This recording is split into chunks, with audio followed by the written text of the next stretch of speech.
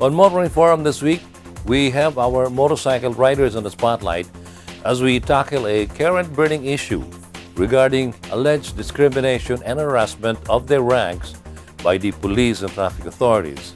We have as guest this week Mr. Jobert Bolaños, head of the Secretariat of the Riders of the Philippines, to give us some insights into this issue. Hello, Mr. Bolaños, and welcome to Motoring Today. Hello, Butch, and to all the viewers of Motoring Today. Kindly give us a brief background about what the Riders of the Philippines is all about and your group's objectives.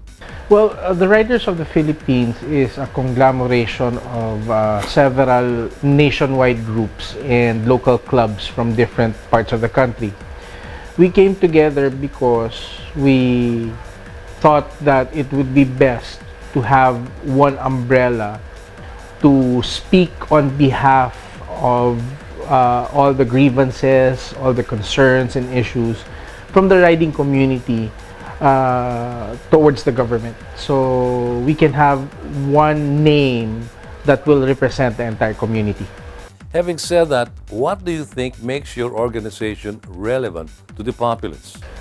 Well, number one, the motorcycling community has no representation in government, and we don't see it as an immediate need currently. We don't even feel that government representation is needed at this point, because what's happening is we are being identified, tagged, and the government recognizes the organizations that represent the communities that speak for the riders in this country. There are about over 12 million motorcycles running on the streets today. And with that said, what we have for ROTP is to gather all the clubs and all the organizations under this community and give them a voice. So here, we don't really claim or represent anyone. It's just that we echo the voice of the people so that they can air their concerns to the government. A present issue that involves motorcycle riders is regarding the discrimination and harassment that your ranks allegedly suffer from the authorities. What's your take on this? Well, there's a lot of misinterpretation of the laws. That's the main issue that we face right now. Enforcement tend to read the laws in a different manner, and they implement it in a different manner. Take, for example, the recent crackdown on the use of auxiliary lights. Per LTO, auxiliary lights is allowed given that you follow a certain set of provisions. Now, until you violate those provisions, the violation will be merited through an issuance of a ticket or a TOP, and then they confiscate their license if it's LTO or if it's police, HPG, or whoever it is that apprehends you. What HPG did recently was they started confiscating items that's allowed by the LTO. So there's lack of coordination. So other than that, there are issues on aftermarket parts that they are trying to regulate, but there are no clear set of rules that govern the said parts. So there's a lot of things happening on that side. In terms of criminality, we all know that the motorcycle is the favorite tool or escape vehicle of criminals. But it doesn't give anyone the right to profile all motorcycle riders as possible suspects. We are innocent until proven guilty. And we get that sense of discrimination when ordinances are being passed, passing the burden onto the innocent riders, when regulations are put out that reduce the amount of protection on our heads because they want to see our faces. But in reality, when there's a crime committed, whether or not they have a cover on their face, whether or not they wear a helmet or a mask, these criminals will do the crime and they're hardly even caught. So it's not a matter of reducing, the cover that we have on our faces. They're sacrificing our safety for security, and that's not even fair. So these are some of the discrimination that we have been receiving from enforcement, from legislation. That's why ROTP was put up, so that we can face these issues and give them what our side is and our position on these matters are. Tell us, how are you dealing with these reported discrimination and harassment, both on enforcement and legislation, and what are your group's move to stop these? Well, again, we have been recognized by Congress, so we regularly attend meetings with them, public hearings, and we make ourselves involved in on the side of local government whenever they hold public hearings on legislation towards motorcycle riders. We always attend and give out our position. Of course, our position is not just based on mere opinion. We check with our Bill of Rights, we check with our Constitution, and we use all legal matters to explain our side or to defend our side from these legislations. We understand that there is a need to enforce policies to protect the majority, but still we are part of that majority as motorcycle riders who only use motorcycles to get from point A to point B in hopes that, you know, we get there faster. That does not give anyone the right, not even the government, to say that they can regulate the use of motorcycles so that they can control crime. Ang kasalanan ni Pedro ay hindi kasalanan ni Juan.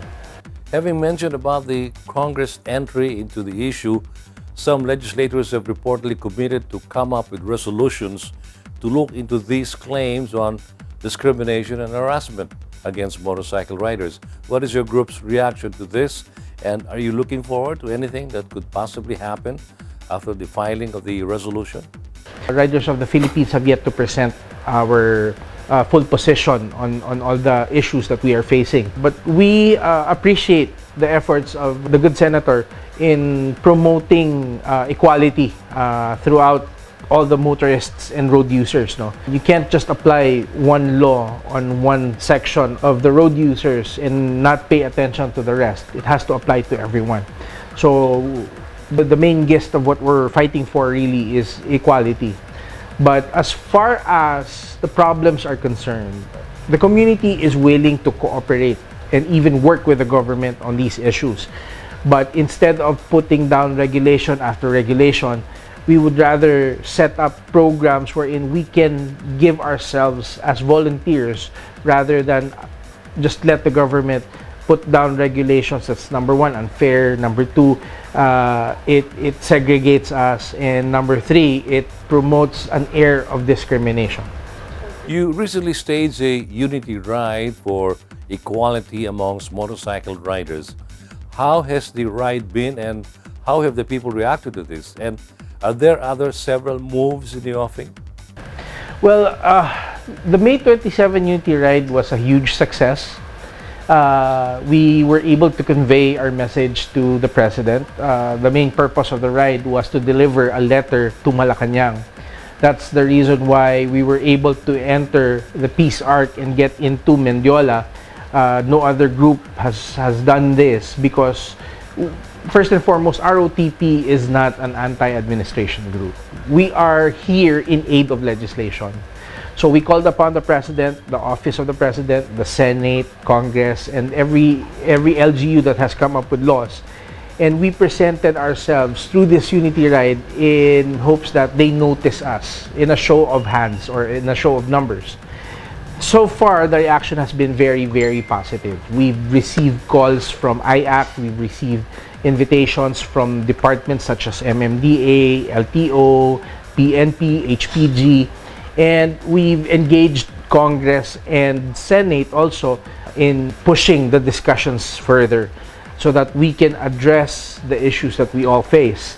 So it's all been positive, and the May 27 event has been gathering reactions everywhere. And, you know, just like right now, Motoring Today has taken notice of what we're doing, and that's why we're talking to you right now, Butch. That's great to hear. Thank you very much for your time, Mr. Bolaños. Before we end, do you have any message to your fellow riders and the public and those who are supposedly discriminating against you? Well, for the riders, number one, we have the law. Okay, the law is on our side, but we have to make sure that we follow the law, we don't break them, and we have to give respect in order for us to receive respect.